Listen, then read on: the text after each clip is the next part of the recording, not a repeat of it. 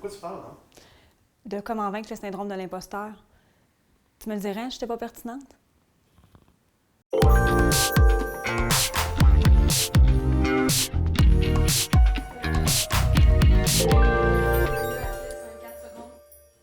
Bonjour, je m'appelle Mélissa Normandin-Roberge, entrepreneur, conférencière, coach en affaires, experte en paillettes et surtout, je suis capable de dominer le monde quand je suis vraiment en forme. En fait, je suis là pour aider les entrepreneurs et les gens en général à faire briller complètement leur potentiel en ajoutant un peu de paillettes dans leur vie. Messieurs, sachez que cette capsule s'adresse quand même à vous, mais comme je parle du syndrome de l'imposteur, effectivement que c'est plus nous les filles. Parce qu'on n'est jamais assez compétente, jamais assez bonne, jamais rien en fait. On va toujours se remettre en question par rapport à ce syndrome-là et souvent, on va accéder à des postes peut-être moins importants par peur justement de ce fameux syndrome de l'imposteur-là. En fait, on a peur de ne pas être assez compétente. Prenez-moi par exemple, j'ai un concept de paillettes et très souvent, j'ai peur que les gens ne me prennent pas au sérieux parce que ça chaîne de partout. Mais c'est comme ça, moi je suis dans la paillette à longueur de journée. Ce qu'il faut savoir, c'est que c'est une vision complètement déformée de nos aptitudes, de nos talents, de nos qualités, parce qu'on n'est pas capable de prendre du recul face à nos réalisations et nos dernières réussites.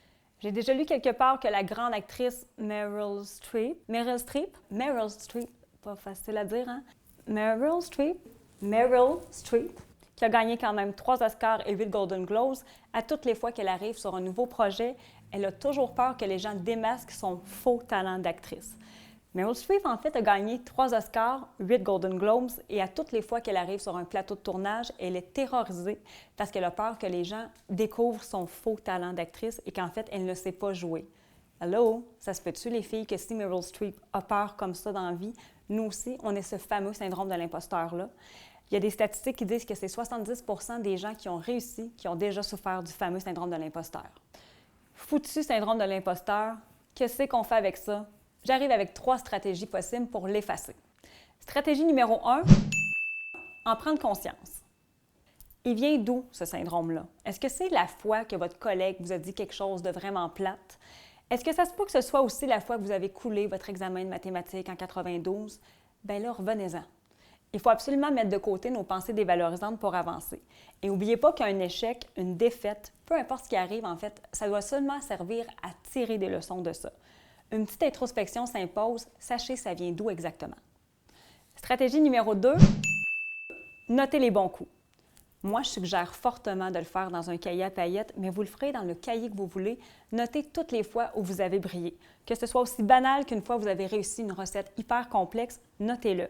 Dans les moments plus difficiles, on relit ces moments-là et on fait « OK, j'ai réussi à accomplir quelque chose » et ça nous aide toujours à progresser. Donc, notez les bons coups. Stratégie numéro 3, stop la perfection. Ça va être beau, la perfection, parce que de toute façon, vous n'y arriverez jamais. Travaillez plutôt à donner toujours le meilleur de vous. Essayez d'avoir des objectifs réalistes. Soyez toujours dans le meilleur de vous, mais de toute façon, la perfection n'arrivera pas. Et on va se le dire, là, la perfection, c'est vraiment plate. Des fois, le petit look éméché, ça peut être pas mal trillant puis pas mal plus fun. Évidemment, je ne peux pas m'empêcher de conclure en vous disant que dans le doute, ajoutez de la paillette. Beaucoup de paillettes. Go! Partez à la conquête du monde, maintenant. À bientôt.